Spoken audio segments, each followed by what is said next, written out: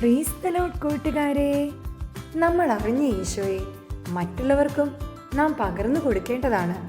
ഇന്നത്തെ വചനം ലൂക്ക 1:37. ലൂക്ക 1:37. ദൈവത്തിന് ഒന്നും അസാധ്യമല്ല. ദൈവത്തിന് ഒന്നും അസാധ്യമല്ല. ഇന്നത്തെ സൽപ്രവൃത്തി.